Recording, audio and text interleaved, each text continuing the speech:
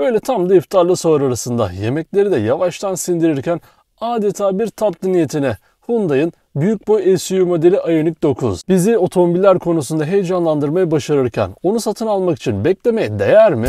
Yeni bir videodan da herkese merhaba, ben Sefa Kandemir. Yeni Ioniq 9. Aslına bakılırsa dostlar, Ioniq dediğimiz marka aslında Hyundai'nin bir alt markası, fakat Hyundai burada biraz daha farklı bir strateji uygulayarak Hyundai'nin Ioniq'ten ayrı bir marka gibi görünmesini istemediği için hem Ioniq hem de Hyundai markasını bir arada kullanıyor ve gerçekten de otomobilleriyle, başarısıyla da bunu perçinliyor. Ioniq 5, Ioniq 6 derken şimdi onların tamamen üzerinde bulunan, bizim de yavaştan ısındığımız 7 kişilik oturma düzeniyle Ioniq 9, Kia EV9'a en büyük rakip olarak karşımıza çıkıyor. Yeni Hyundai Ioniq 9'a dair bilmeniz gereken her şeyi yine kendi tarzımızda ve en anlaşılır şekilde, hiç öyle lafı uzatıp dolandırmadan öğrenmeye başlayalım.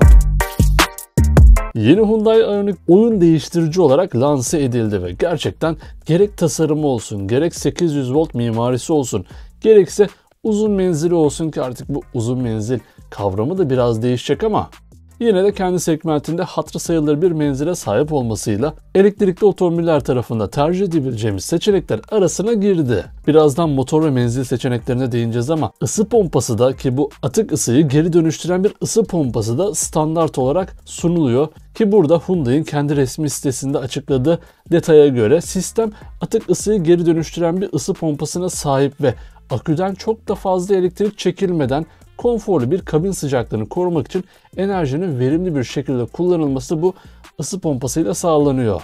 İşte yine burada da son günlerde büyük bir infiale yol açan ısı pompası var mıydı, yok muydu, bu Webasto muydu, değil miydi sorularının da kaynağına adeta yine başka bir Koreli firmadan böyle bir açıklama gelmesi, ki açıklamadan ziyade yeni çıkacak ürününü böyle lanse etmesi akıllardaki soru işaretinde biraz daha arttırıyor. Ne dersiniz dostlar? Yeni Hyundai Ioniq önden baktığımız zaman tasarım konusunda böyle çok iddialı, keskin, ki kendisi de bunu bu şekilde tanımlıyor, öyle bir tasarım hakim. Bir kere çok fazla kapalı bir ön yüz görüyoruz burada. Yani herhangi bir havalandırma çıkışına ya da girişine sahip bir ön tasarım burada yok. Evet, diğer Ioniq modellerinde de yok. Fakat bu çok da fazla diğerlerinde belli olmuyordu. Yine güncel bizim işte bildiğimiz içten yanmalı otomobillere benzer bir tasarım vardı. Fakat Ioniq 9'da herhalde biraz gövdesi de büyük olunca işte rüzgar direncini biraz daha azaltmak için olsa gerek, çok fazla oval, rüzgarın herhangi bir şekilde kesilmesine, çarpmasına izin vermeyecek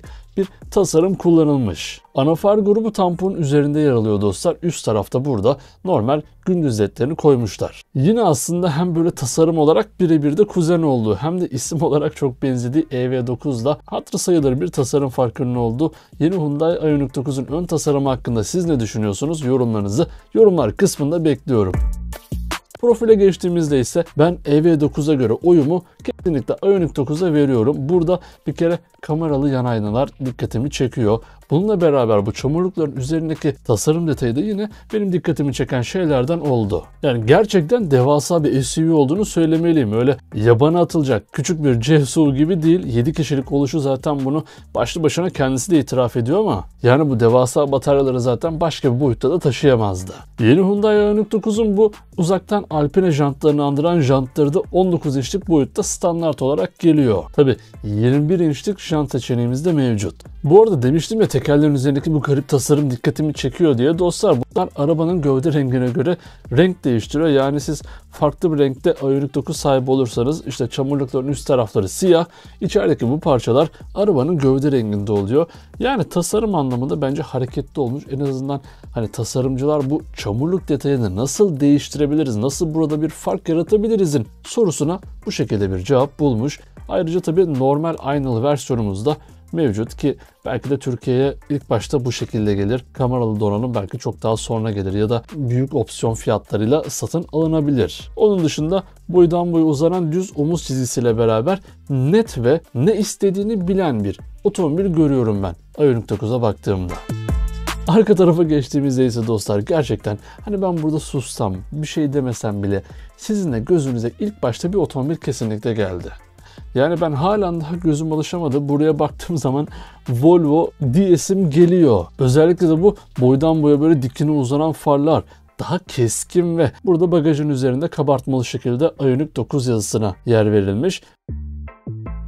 Bagaj kapağının üzerindeki camda ise Hyundai logosu klas bir şekilde yerleştirilmiş ki bu Tucson modellerinde de bu şekildeydi ve ben o zamandan beri camın içerisine gizlenmiş Hyundai logosunu beğeniyorum. Evet dostlar, burada normalde otomobillerde görmeye artık çok alıştığımız bir spoiler'ı göremiyor muyuz bilmiyorum ama burada boydan boya tüm bir spoiler'ın üstünü kaplayacak şekilde fren lambasına yer verilmiş. Bu işte frene her bastığınız zaman arka tarafın böyle kıpkırmızı olmasını sağlayacak. Bu düğme yardımıyla bagajı açtığınızda ise 3. sıra koltuklar kapalı haldeyken 620 litrelik bir bagaj hacmi sunan yeni Hyundai Ioniq 9, 3. sıra koltukları ve 2. sıra koltukları yatırdığınızda 1323 litreye kadar bagaj hacmi sunuyor. Ve dostlar, yeni Hyundai Ioniq 9'un yaşam alanına geçtiğimizde ise bu otomobilin Ioniq modelleri içerisinde en fazla tercih edilecek model olduğunu söylemekte fayda var. Çünkü gerçekten bir kere hem dışarıdaki boyutlarının etkisiyle beraber iç mekanda çok fazla büyük bir hacime sahip olacaksınız. Yani business class seviyesinde bir uçak koltuğundan daha iyi olduğunu iddia ettikleri bu koltuk takımlarıyla beraber ellerinizin arasında çift rengiyle individual bir tasarım oluşturulan bu direksiyon simidini buluyorsunuz. Hyundai'nin yeni tasarım dilinden nasibini alan bu direksiyon simidi üzerinde araçla ilgili tüm ayarları yapabileceğiniz tuşlar bulunuyor. Direksiyon hemen arkasında ise her biri 12 inç büyüklüğünde olup topladığınızda 24 inçten fazla bir büyüklüğe sahip olan tek parça halindeki multimedya ve dijital gösterge ekranı bulunuyor. Bu ekran üzerinden ambiyans aydınlatma, ki şu anda gerçekten otomobilin içerisini başka bir seviyeye çıkarttığını söyleyebilirim. Ambiyans aydınlatma ve araçla ilgili tüm ayarları hassas bir şekilde yapabiliyorsunuz. Otomobil aslında dedim ya videonun başında da Ioniq markası altında üretiliyor ve Hyundai aslında bu Ioniq markasıyla Hyundai'nin ne birbirinden çok fazla ayrılmasını istiyor ne de tamamen birleşmesini istiyor. Böyle iki arada bence tatlı bir kıvamda da bunu başarıyor. Orta konsolun nispeten boş olduğu yeni Hyundai Ioniq 9'da burada dijital klima ile ilgili tuşlar duruyor. Ki orta konsolunda bu şekilde ayarlanabildiğinden de bahsetmem gerek dostlar. Yani orta konsol evet boş gibi duruyor fakat siz onu isterseniz ileriye ya da geriye çekerek ayarlayabilirsiniz. Otomobil elektrikli olunca, herhangi bir şaft tüneli de olmayınca tabi elimize attığımız her yerde saklama alanlarıyla karşılaşıyoruz. Dijital kameralı aynalara sahip olan versiyonu aldığınızda ise hemen kapıların buralarında dijital aynaların ekranlarını göreceksiniz. Bunlar işte biraz daha böyle EV9'a benzeyen özellikler olmuş. Tabi dışarıdan iç mekana biraz hızlı bir geçiş yaptık fakat boyutlarından bahsetmesek olmaz. 5060 mm uzunluğunda, 1980 mm genişliğinde ve 1790 mm yüksekliğinde sahip, dingil uzunluğunda ise tamına 3130 mm ile nereden bakarsanız bakın bir A hatchback bir otomobil kadar dingil açıklığına sahip. Boyutları ki EV9'dan nasıl karşılaştırırız diyenler için tamamen aynı desem yalan olmaz. Yani dedim ya, kuzeni EV9'da aralarında teknik olarak çok da fazla büyük farklar yok. Burada aslına bakarsanız hangi tasarım detayları sizin hoşunuza gidiyorsa o otomobili seçmenizde fayda var. Tabi EV9'da da bu birçok kimsenin ilgisini çekmişti. 360 derece dönebilen arka koltuklar var biliyorsunuz. Hyundai Ioniq 9'da da tıpkı bu koltuklar kullanılmaya devam ediyor. Özellikle de Carvisor Firehubble ile beraber. Bu koltukların popülaritesi bir hayli artmıştı. Onlar da bu otomobili gerçekten severek kullanıyorlardı. Şimdi merak ediyorum. Ioniq 9 çıktıktan sonra burada elbette belirleyici şey fiyat olacaktır fakat İki otomobilin de fiyatları tamamen aynı olsa siz Ioniq 9 mu yoksa EV9 mu seçerdiniz? Gerçekten cevabınızı merak ediyorum.